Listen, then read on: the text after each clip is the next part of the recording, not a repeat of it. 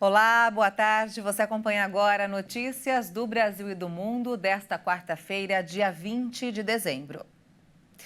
O ministro Raul Araújo, do Superior Tribunal de Justiça, determinou a quebra dos sigilos bancário e telefônico do governador do Rio de Janeiro, Cláudio Castro, dentro da Operação Sétimo Mandamento, deflagrada nesta quarta-feira pela Polícia Federal.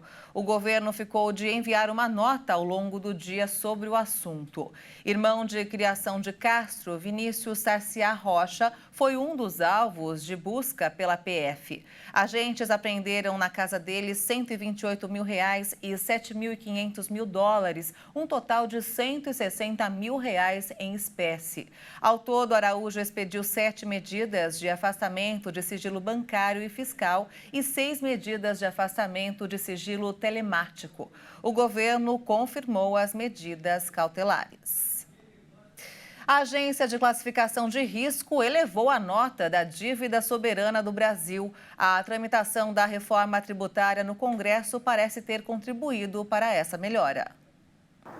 O país saiu da nota BB-, 3 níveis abaixo do grau de investimento, para a nota BB, 2 níveis abaixo.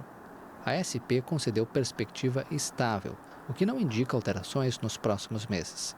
A reforma tributária, que modifica o complexo sistema de impostos sobre o consumo do Brasil pela primeira vez em 58 anos, foi aprovada na última sexta-feira na Câmara dos Deputados, após o aval do Senado.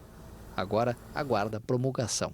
Segundo a agência, a reforma se soma a um já amplo histórico de reformas estruturais e microeconômicas desde 2016, que, na opinião da Standard & Poor's, reflete um marco institucional cada vez mais pragmático, que ajuda a ancorar a estabilidade macroeconômica.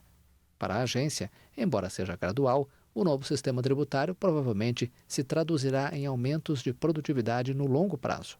Segundo o critério das agências de classificação de risco, um grau maior no rating indica menor risco de inadimplência nas dívidas financeiras do país emissor, e o resultado dessa análise serve como ferramenta para os investidores. Mas a Standard & Poor's também pondera o problema fiscal que a economia brasileira enfrenta, ao reconhecer uma falta de progresso para abordar o grande gasto rígido e ineficiente do governo brasileiro. A nota do Brasil poderia cair nos próximos 2 anos se uma implementação ruim das políticas levar a uma maior deterioração fiscal e a uma carga da dívida maior do que a esperada, alertou a agência. Um tribunal de apelação do Colorado, nos Estados Unidos, decidiu que o republicano Donald Trump não pode participar das primárias eleitorais do estado em 2024.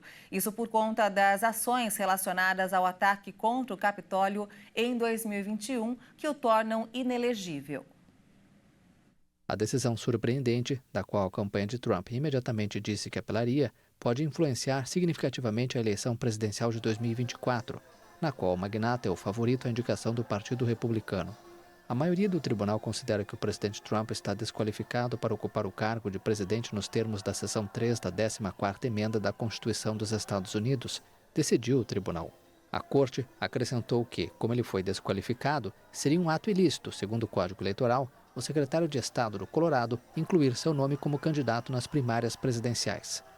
As acusações contra Trump por supostamente liderar uma conspiração criminosa para fraudar a eleição de 2020, uma em nível federal e outra na Geórgia, abriram um debate jurídico frenético sobre a elegibilidade do magnata para futuros cargos.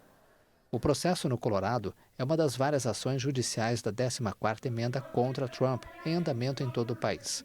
O Tribunal Superior de Minnesota rejeitou um movimento semelhante no mês passado. Um porta-voz de Donald Trump denunciou a decisão e a qualificou de antidemocrática.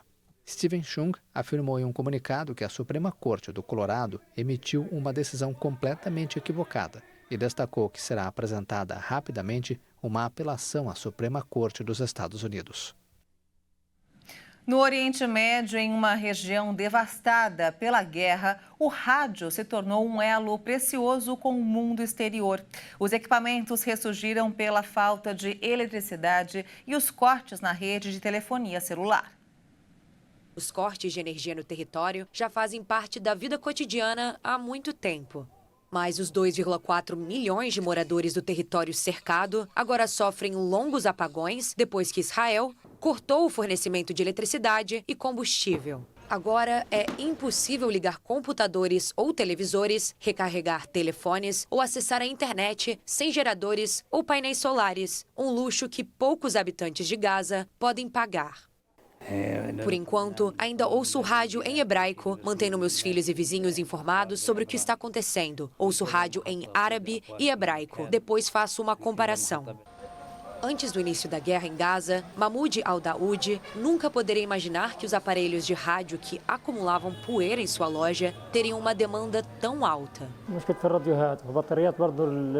Temos um problema com rádios e baterias, mas especialmente com rádios, porque não há mais nenhum. Tínhamos o depósito cheio, mas ele está completamente vazio desde a primeira semana da guerra. Até mesmo os rádios que vendemos com defeito e que voltaram estão sendo colocados novamente à venda. A alternativa passou a ser o telefone e agora temos uma escassez de telefones. Quando os rádios acabaram, as pessoas começaram a comprar celulares velhos para escutar a rádio.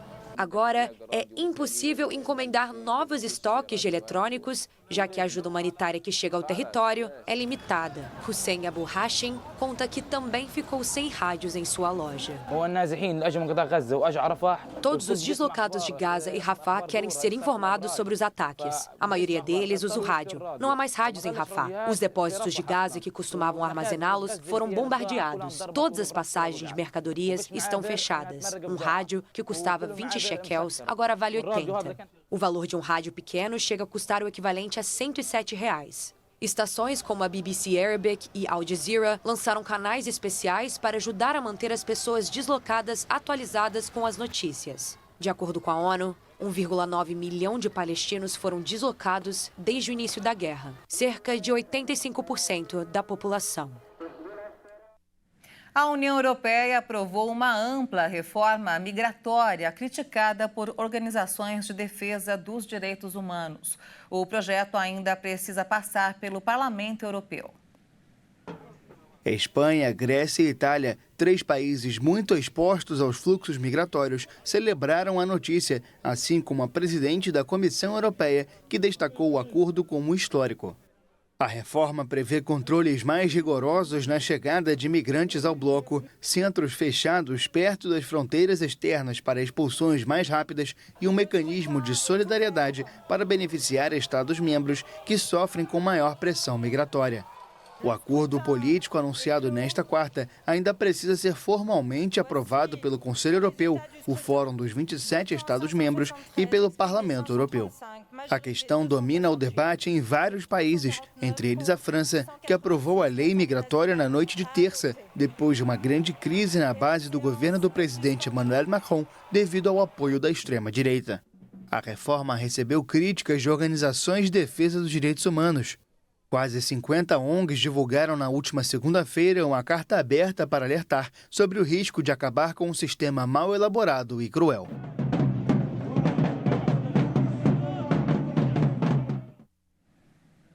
A companhia espacial Blue Origin lançou o seu primeiro foguete desde um acidente que aconteceu em setembro de 2022. A nave chegou a voar a 107 quilômetros acima da Terra e aterrissou menos de 10 minutos após o lançamento. A missão NS-24 não contou com tripulantes e foi limitada a experimentos científicos, mas seu sucesso é considerado fundamental para que a companhia retome o turismo espacial futuramente. Após ser lançado, o foguete ultrapassou o limite da atmosfera e chegou a voar a 107 quilômetros acima da Terra. A aterrissagem aconteceu em um deserto no sul dos Estados Unidos menos de 10 minutos depois do lançamento. 31 pessoas já voaram para o espaço a bordo de uma nave da Blue Origin, incluindo o próprio dono da empresa, Jeff Bezos. E essa edição fica por aqui. Você acompanha outras informações logo mais às 5 da tarde com Beatriz do Vale. Uma ótima tarde para você.